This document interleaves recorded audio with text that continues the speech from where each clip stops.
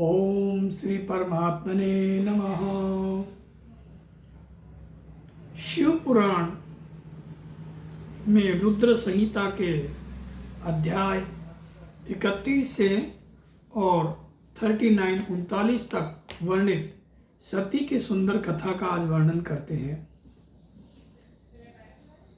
सती अपने पिता के द्वारा किए गए यज्ञ में जाने के लिए तैयार होती है, जबकि दुर्बुद्धि दक्ष शिव विरोधी होने के कारण शिव को और सती को नहीं बुलाता, समस्त देवों को आहूत करता है।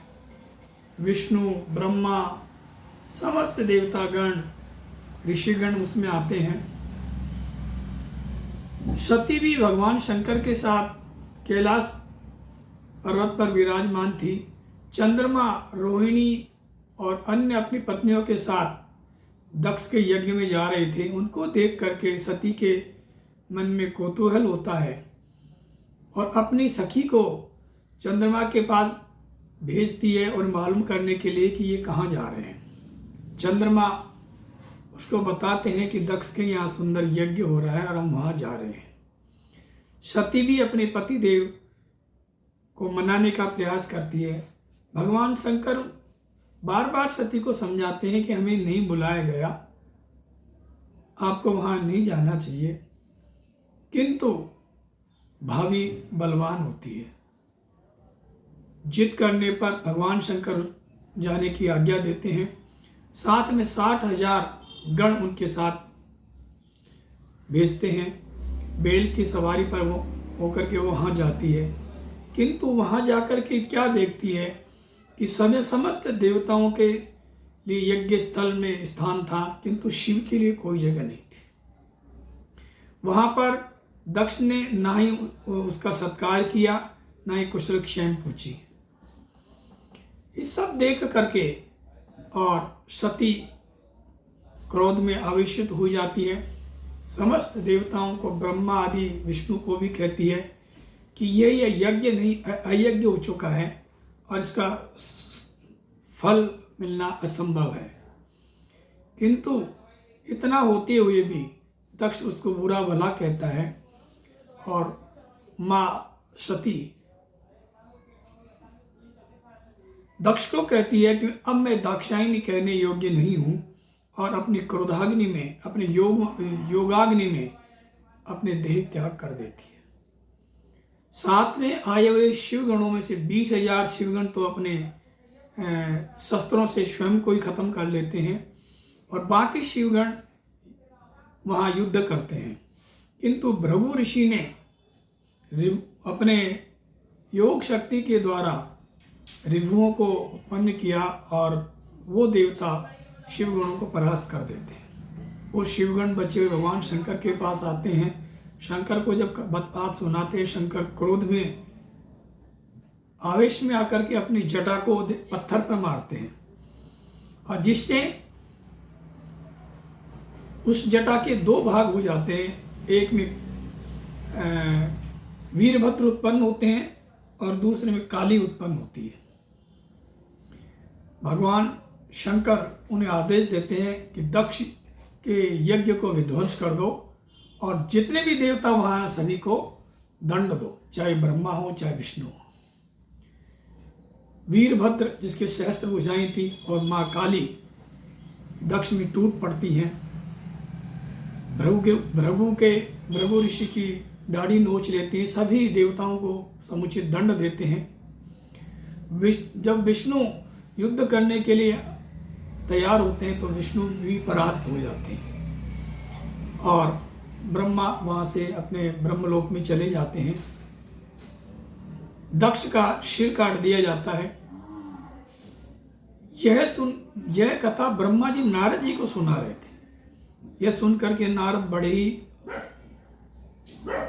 अचंभित होकर के कहते हैं कि विष्णु ने ज्ञानी होकर के शिवगणों के साथ युद्ध क्यों किया और परास्त होकर के वहाँ अपनी पराजय क्यों स्वीकार की, पराजित क्यों हुए।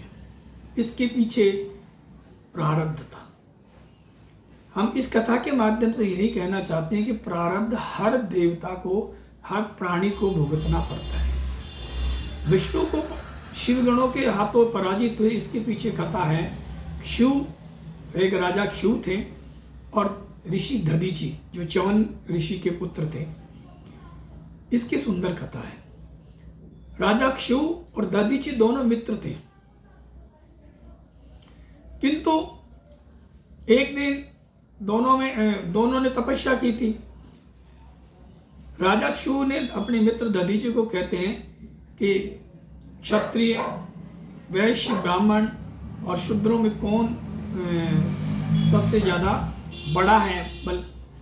तो दधीचि ऋषि कहते हैं कि ब्राह्मण ही सबसे बड़ा है।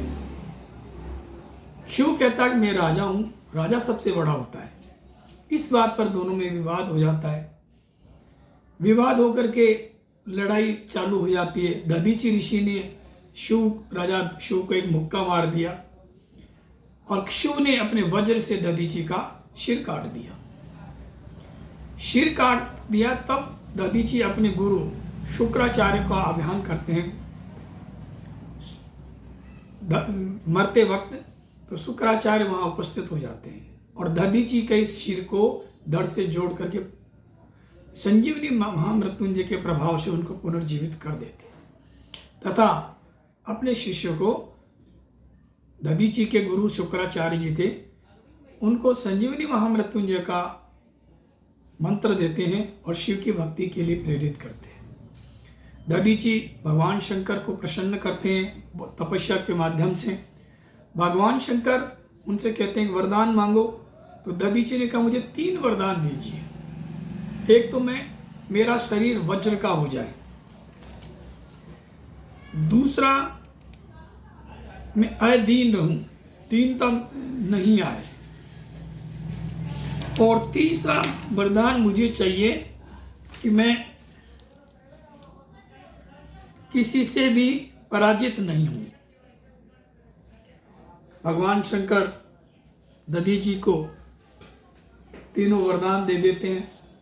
यह वरदान प्राप्त करके, वरदान में प्राप्त किया, मेरी हड्डी वज्र की हो जाए, कोई मेरा वध ना कर सके और मैं सर्वत्र अधीन रहूं, दीनता ना आए। तीनों वर प्राप्त करके और फिर शिव के पास जाते हैं और शिव से फिर युद्ध करते हैं। शिव के युद्ध करने पर राजा शिव फिर वज्र चलाता है, किंतु वज्र से अब उनका गर्दन, उनका शरीर भी कटता, क्योंकि उनका दधीचि का शरीर वज्र का बन चुका था और दधीचि ने शिव को परास्त कर देते। यह देख करके शिव बड़ा ही दुखी होता है। शिव भगवान नारायण के भक्त थे। भगवान विष्णु की आराधना करते हैं, नारायण को प्रसन्न करते हैं और प्रसन्न करके वरदान चाहते हैं कि हे नारायण, एक ब्राह्मण है दधीचि, उसकी हड्डियां वज्र की हो चुकी हैं, उसका वध नहीं हो 3 वरदान विष्णु से प्राप्त किए हैं कि मेरी हड्डी वज्र की हो जाए, मेरा कोई वध ना कर सके, मैं अधीन हो जाऊँ, उसको मैं पराजित किस तरह से करूँ, मेरी सहायता कीजिए।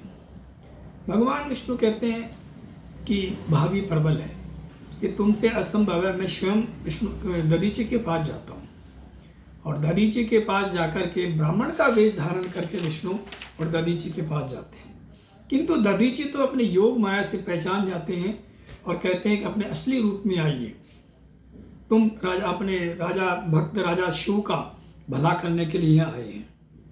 यह होने पर शिव भक्त दधीचि और विष्णु में संग्राम होता है और दधीचि ने भगवान विष्णु ने अपने योग माया की अनेक विष्णु के रूप धारण कर लिए। तो दधीचि ने कहा, क्योंकि भगवान शिव के परम भक्त थे और उन्होंने अपनी देह में भगवान विष्णु को ब्रह्मांड के दर्शन कराए और उन्होंने कहा, देखिए मेरे अंदर आप स्वयं विष्णु भी हैं, रुद्र भी हैं और ब्रह्मा भी हैं। इस तरह से उन्होंने विष्णु को दर्शन कराए। यह देख करके राजा शिव दधीची के चरणों में गिर गया, क्षमा मांगने लगा। और दधीची उस समय क्रोध में आ गए और विष्णु को और समस्त देवताओं को श्राप देने लगे कि मैं रुद्र तेज से तुम्हें श्राप देता हूं कि एक दिन तुम सभी रुद्र गणों से परास्त हो जाओगे। यही कारण था कि सती के दक्ष यज्ञ में सती के प्राण त्याग करने पर समस्त देवता और विष्णु को परास्त होना पड़ा और भगवान शिव की कृपा से ही उनका पुनरुत्थान हुआ। हम सभी भी प्रारब्धवश जीवन जीते हैं। प्रारब्ध का मतलब है कि पूर्व जन्म में जो कर्म किए हैं उसका फल भोगने के लिए इस पृथ्वी पर हम आए हैं, वो हमें भुगतना पड़ता है। कर्म हमें अच्छे करने चाहिए जिससे कि अगला जीवन भी ठीक हो और प्रारब्ध भी क्षय हो। ओम नमः शिवाय।